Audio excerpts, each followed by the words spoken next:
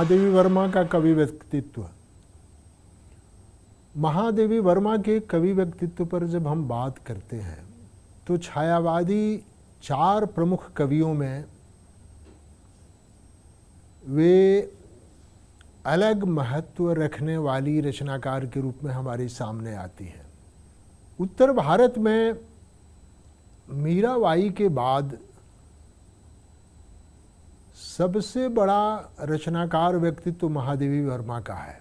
जिन्हें महादेवी वर्मा को पढ़ने और देखने का मौका मिला, वे उनके व्यक्तित्व से, जो भौतिक व्यक्तित्व था सो, और जो उनका रचनाकार व्यक्तित्व था सो, उससे परिचित हैं और उससे प्रभावित हुए बिना नहीं रह सकते। मैं अपने को सौभाग्यशाली मानता हूं कि मुझे महादेवी वर्मा को एक बार देखने का मौका मिला। उससे उनके रचनाकार व्यक्तित्व पर प्रकाश पड़ता है और उससे उनके रचनाकार व्यक्तित्व का महत्व मेरी समझ में आया। उनके निधन के कुछ पूर्व की घटना है 1980 के लगभग की। वे किसी सिलसिले में पटना गई हुई थी। मैं तब विश्वविद्यालय में शोधार्थी था। हिंदी साहित्य सम्मेलन बिहार में, पटना में, उनका नागरिक अभिनंदन हुआ और महादेवी वर्मा को बोलने के लिए बुलाया गया। आमतौर से हिंदी साहित्य सम्मेलन भवन के आयोजनों में भीड़ बहुत कम होती थी, लेकिन उस दिन मैंने देखा कि हाल में जितने लोग बैठे हुए थे उससे अधिक लोग हाल के बाहर कैंपस में खड़े थे। महादेवी जी आई। खादी की सफ़ेद साड़ी जिसमें हरे रंग की किनारी थी, सिर पर आंचल,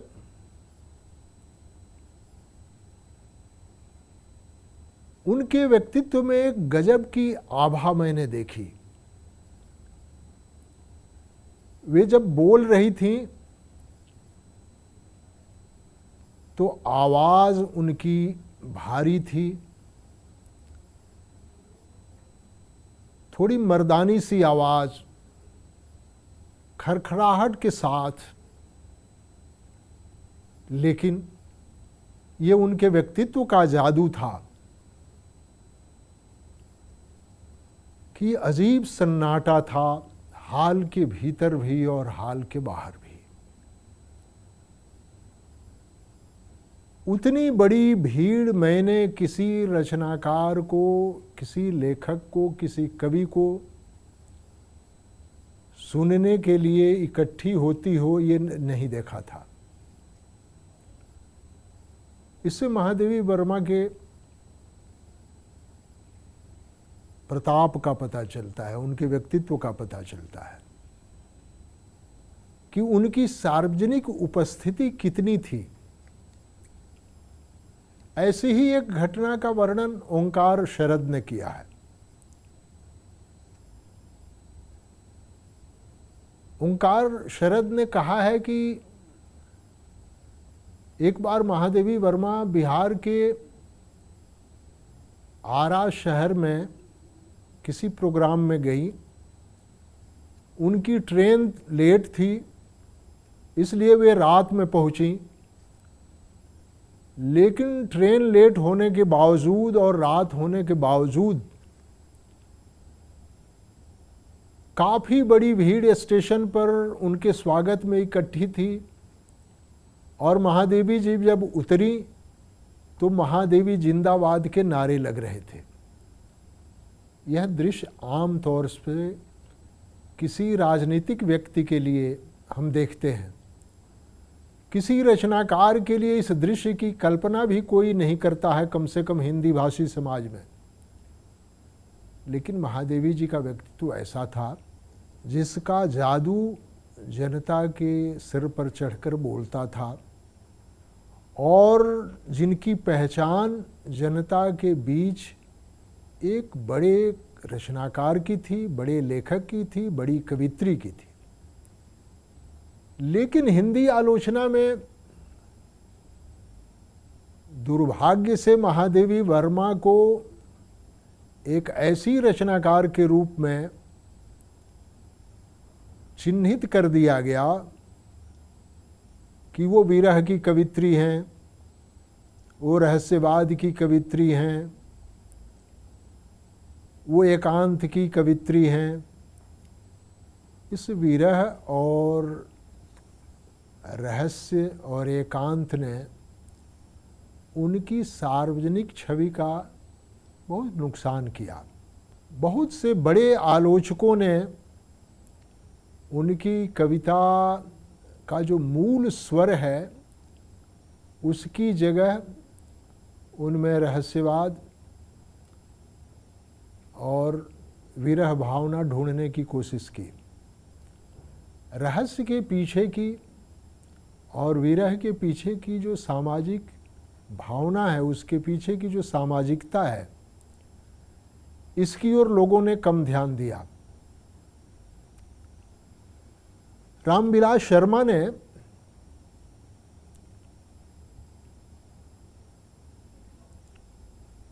एक लेख लिखा, महादेवी वर्मा का काव्य और हिंदी आलोचना की समस्याएं। और महादेवी वर्मा को जो विरह के दायरे में और रहस्य के दायरे में देखने की जो कोशिश थी, उसका एक तरह से प्रत्याख्यान तैयार किया। मैं चाहूँगा कि रामविलास शर्मा का वो जो उद्धरण है, उस लेख का जो उद्धरण है, वो मैं आपको पढ़कर सुनाऊं।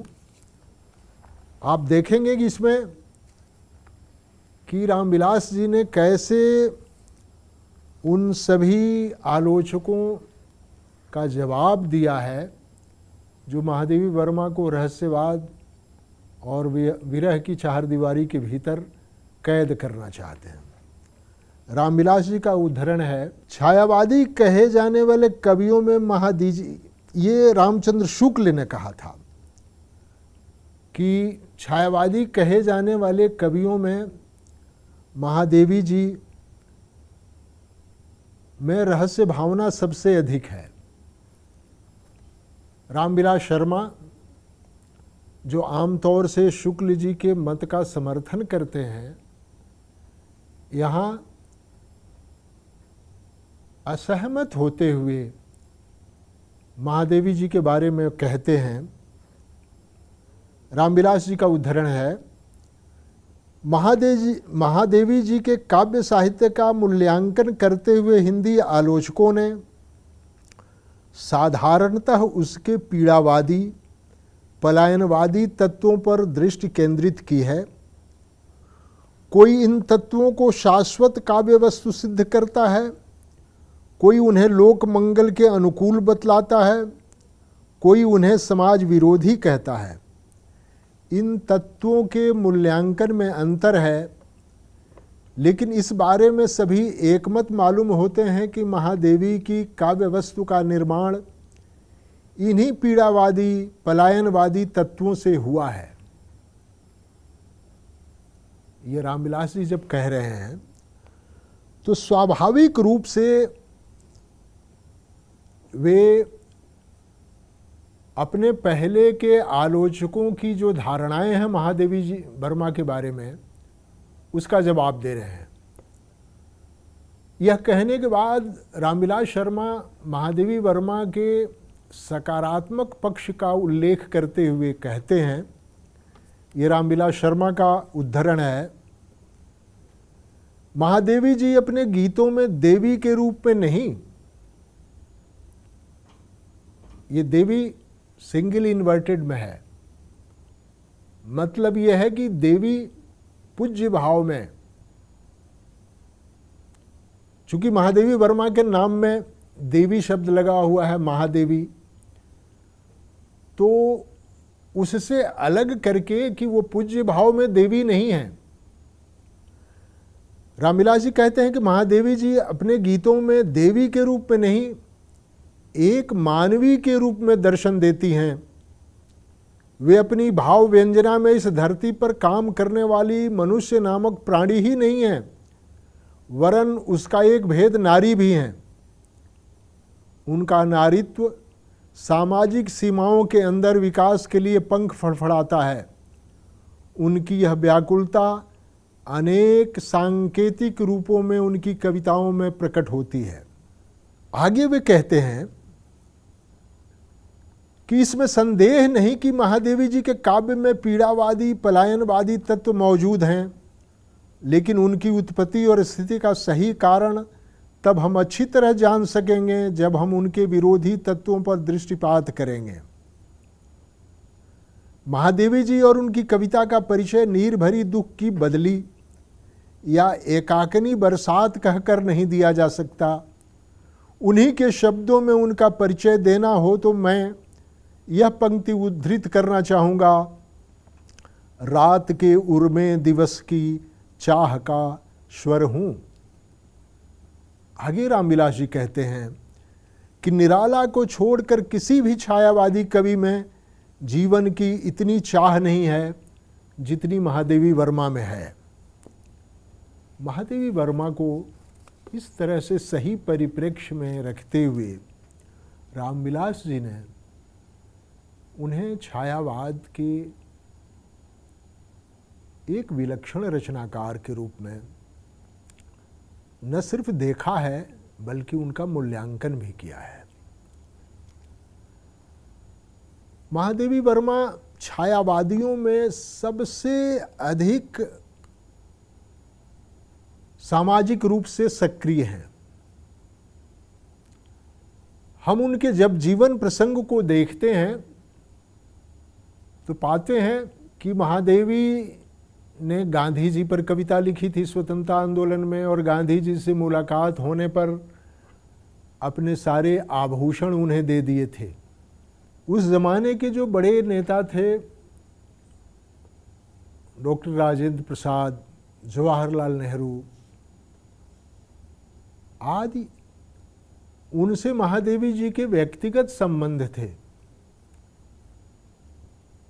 इन लोगों पर, जवाहरलाल नेहरू पर या राजेंद्र प्रसाद पर उन्होंने जो संस्मरण लिखे हैं उससे उनके संबंधों का पता चलता है। उनका संबंध अनेक पत्रिकाओं से था। उस जमाने की मशहूर पत्रिका चाँद, जिसका फांसी अंक बहुत प्रसिद्ध हुआ था, उसका विदुषी अंक महादेवी जी ने निकाला और यह अंक भी बहुत ही प्रसिद्ध हुआ। महादेवी वर्मा ने श्रृंखला की कड़ियाँ नाम से 1940 के दशक में जो पुस्तक लिखी और उसमें स्त्रियों की पराधीनता का जैसा वर्णन किया और उसमें स्त्री मुक्ति की जो अपनी कामना व्यक्त की और जो स्त्री मुक्ति का स्वर हिंदी परिदृश्य पर सुनने को मिला महादेवी जी का, वह एक तरह से हिंदी में स्त्री विमर्श की शुरुआत का स्वर है। स्त्री विमर्श का एक तरह से प्रथम अध्याय लिखा महादेवी वर्मा ने। कहा जाता है कि श्रृंखला की कड़ियाँ जब महादेवी वर्मा की आई तब भारतवर्ष में सिमोन दे बोवार का नाम भी कोई नहीं जानता था। यानी सिमोन दे बोवार से पहले महादेवी वर्मा ने हिंदी साहित्य में, हिंदी समाज में, हिंदी परिवेश में स्त्री चेतना की शुरुआत की, स्त्री जागरण की शुरुआत की और स्त्री चेतना को बदलने का काम किया, नई चेतना दी और स्त्री मुक्ति के नए परिवेश से उसे जोड़ा, नए संदर्भों से उसे जोड़ा। महादेवी वर्मा संस्कृत की भी विदुषी थी। संस्कृत वाङ्मय का उनका विशद अध्ययन था। उस विशद अध्ययन के आधार पर महादेवी वर्मा ने हमें यह बताने की कोशिश की कि भारतीय संस्कृति क्या है, और भारतीय संस्कृति की परिभाषा करते हुए उन्होंने बताया कि भारतीय संस्कृति का मुख्य गुण है इसकी गतिशीलता। उन्होंने सनातनता की अवधारणा को नहीं माना और माना कि भारतीय संस्कृति गत्यात्मक है, गतिशील है, यह परिवर्तनशील है, नए समय और संदर्भों में यह नया आकार लेती रही है। इसलिए महादेवी वर्मा का जो चिंतन है, कविता में व्यक्त होने वाली उनकी जो काव्य चिंता है, उनके रेखा चित्रों में व्यक्त होने वाले जो चरित्र हैं, उनके निबंधों में व्यक्त होने वाली जो इनकी चिंताधारा है, उसमें नए ज़माने का नया मनुष्य है, उस नए मनुष्य की नई समस्याएं हैं। इन्हीं संदर्भों के साथ महादेवी वर्मा को देखा जाना चाहिए और इसी के साथ महादेवी वर्मा को इस रूप में भी देखा जाना चाहिए कि उत्तर भारत में जबकि स्त्री की स्थिति बहुत ही पिछड़ी हुई थी, स्त्री की शिक्षा दीक्षा, उसकी सामाजिक हैसियत बहुत पीछे थी, तब महादेवी वर्मा ने एक आधुनिक स्त्री का, आधुनिक स्त्री के मन का साहित्य लिखा और उसे नई ऊर्जा से भर दिया। महादेवी वर्मा में जहाँ आधुनिकता है वहीं परंपरा भी है। महादेवी वर्मा नामक अपनी पुस्तक में दूधनाथ सिंह ने एक बड़ी अच्छी बात कही है कि महादेवी वर्मा वो आधुनिक नारी हैं जिसके सिर पर आंचल है। आधुनिकता अगर मुक्ति का, परिवर्तन का प्रतीक है, पर्याय है, तो सिर पर आंचल परंपरा का। महादेवी वर्मा का एक गीत है कि मैं नीर भरी दुख की बदली। इसको केंद्र में रहकर प्रायः महादेवी वर्मा को पीड़ावादी, दुखवादी दायरे में रखा जाता है, लेकिन उनके यहाँ जागरण का भी गीत है और जागरण का भी उद्घोष है। इस बात की ओर कम ध्यान दिया जाता है। उनका एक गीत है, कीर का प्रिय आज पिंजर खोल दो, कीर का प्रिय आज पिंजर खोल दो, और पिंजर में बंद पक्षी।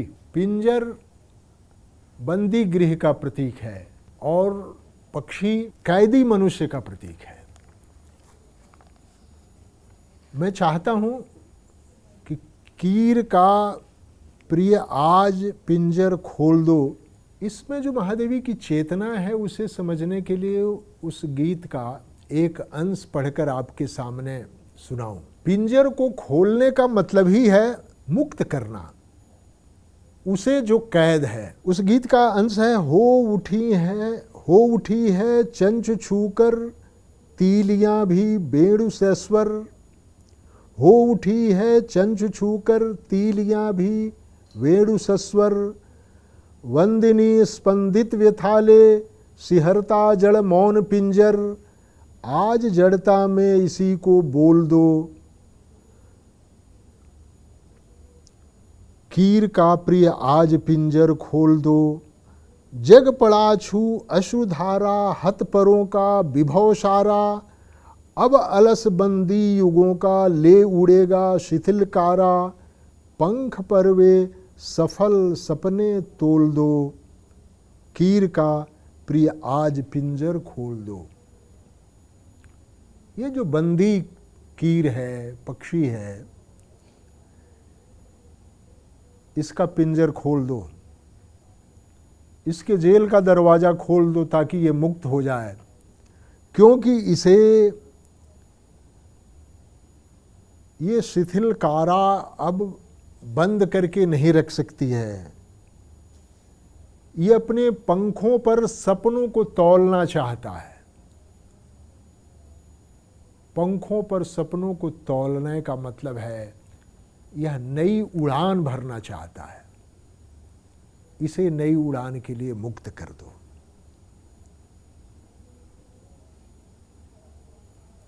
महादेवी जी का एक और गीत है, जाग बेसुध जाग, वो जागरण का गीत है। महादेवी जी को जब हम इस रूप में देखेंगे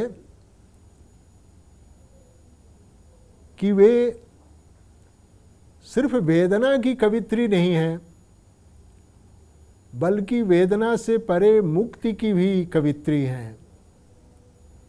उनके यहाँ बंधनों से मुक्ति का आह्वान है। सोए पड़े लोगों के लिए जागरण का संदेश है। ठीक है कि वेदना भी है, लेकिन एक स्त्री की वेदना के पीछे जो सामाजिक सच्चाई है उसकी व्याख्या करने की जरूरत है। किसी रचना का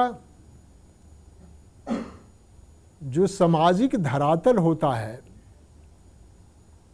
उसके पीछे की जो सामाजिकता होती है, उस रचना के पैदा होने के पीछे का जो सामाजिक सरोकार है, इस पर जब तक हम ध्यान नहीं देंगे तो सिर्फ पीड़ावाद और रहस्यवाद के दायरे में रखकर महादेवी जी का ठीक ठीक मूल्यांकन नहीं हो सकता है। महादेवी जी का एक गीत है, मैं पलकों में पाल रही हूं यह सपना सुकुमार किसी का।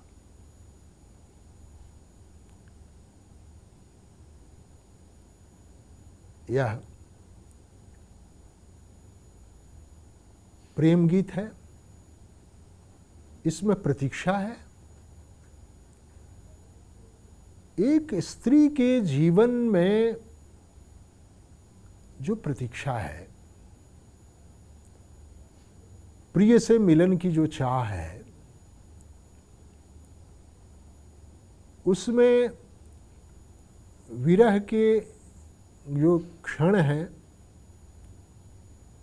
और उसकी जो सामाजिक स्थिति है, उस स्थिति में उसे विरह मिलना ही मिलना है। इसकी ओर जब तक हम ध्यान नहीं देंगे और जब तक हम यह नहीं देखेंगे कि एक स्त्री के यहाँ विरह के भाव क्यों हैं, जैसे जैसे आधुनिकता बढ़ी है, जैसे जैसे संचार माध्यम विकसित हुए हैं, वैसे वैसे साहित्य में विरह भावना के चित्रण की प्रवृत्ति कम हुई है।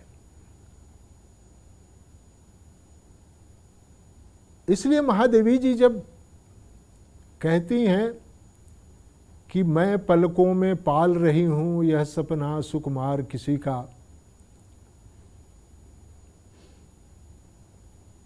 तो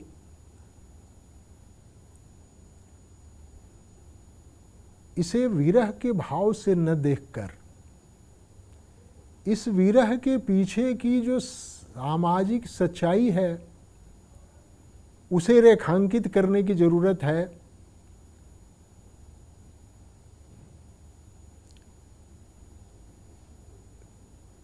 मैं पलकों में पाल रही हूँ यह सपना सुकुमार किसी का, यह जो स्त्री है और जो पलकों में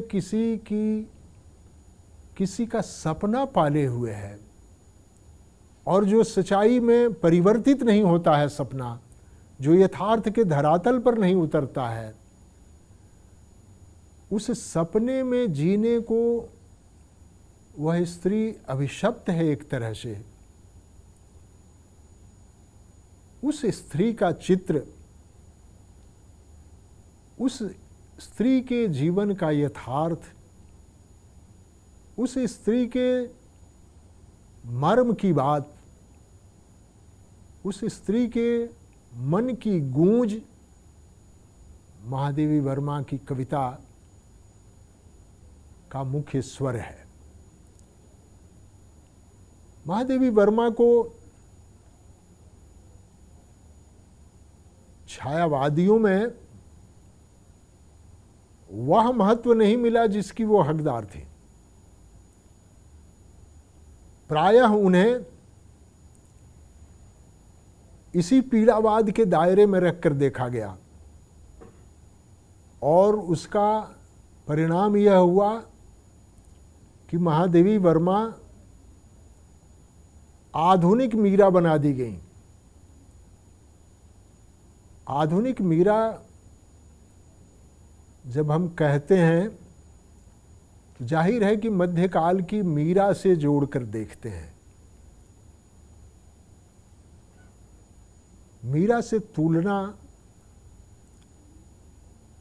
कुछ हद तक तो अच्छा हो सकता है, ठीक है, लेकिन मीरा का जो जीवन था वह जीवन मीरा के ऊपर लाद दिया गया था। मीरा को वैधव्य मिला और विधवा जीवन जीने को वो अभिशप्त हुई। महादेवी वर्मा ने अपना जीवन और अपने जीवन की राह अपने हाथों तय की।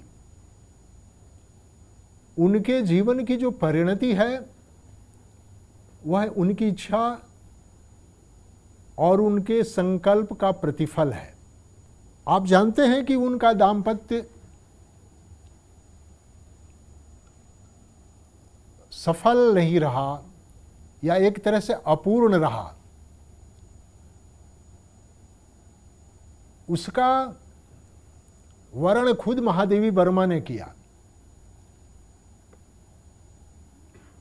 और अपने मार्ग पर चलने का संकल्प उनका दृढ़ से दृढ़तर होता गया। उन्होंने अनेक संस्थाओं का निर्माण किया, बालिका विद्यापीठ और उसके जरिए स्त्री शिक्षा,